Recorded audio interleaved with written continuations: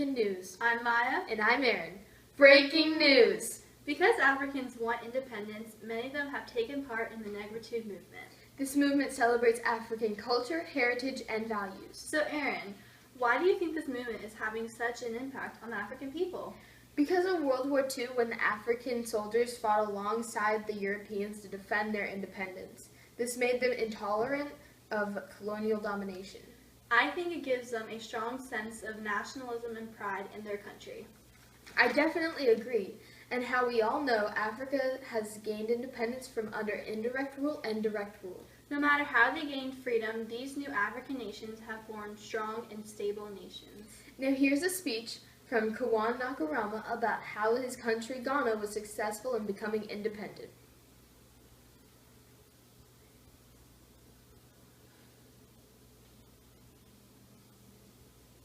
At long last, the battle has ended, and thus Ghana, your beloved country, is free forever. And yet again, I want to take the opportunity, thank the people of this country, the youth, the farmers, the women who have nobly fought, who won the battle. Also, I want to thank the violent ex-service men who have so cooperated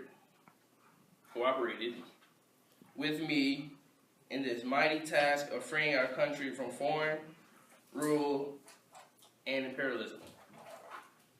And as I pointed out, from now on, today, we must change our attitude and our minds.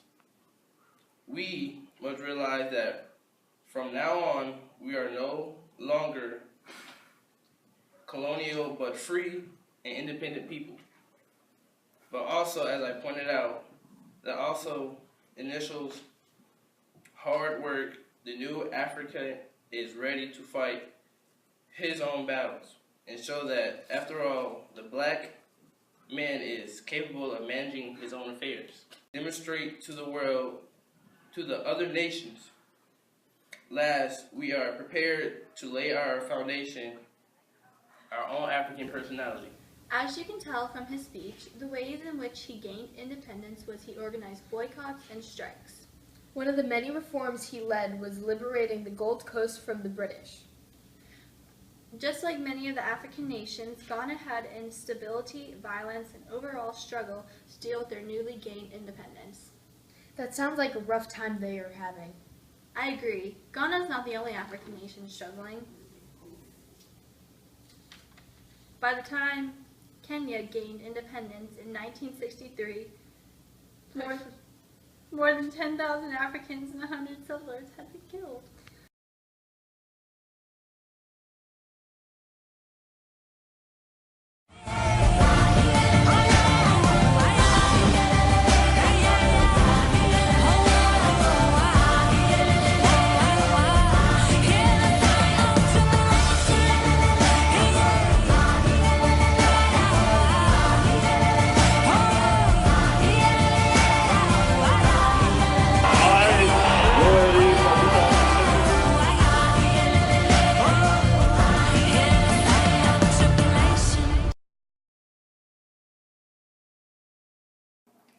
Belgium has finally given Zaire their independence. After years of civil war, leader Mobutu Sese Seko seized power in 1965. He maintained control through a combination of force, one-party rule, and gifts to supporters. Shortly after he was overthrown in 1997, the country was renamed the Democratic Republic of the Congo. By 2000, the nation endured another civil war, as three separate rebel groups sought to overthrow Kabali's autocratic rule. How Zaire gained independence is completely different to how Algeria gained independence. Yes, Algeria had to fight for their independence. The FLN, or Algerian National Liberation Front, fought the French and gained its independence in 1962. Ahmed Ben Bella was the first president of Algeria.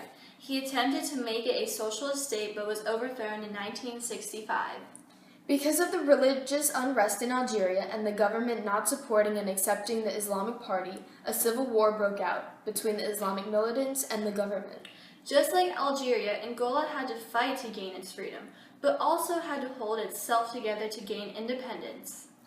After the Portuguese withdrew from Angola in 1975, the communist-leading MPLA, or the Popular Movement for the Liberation of Angola, declared itself the new nation's government. After taking a strong stance, different rebel groups fought and wanted the nation's power. Tune in next week for next week's story.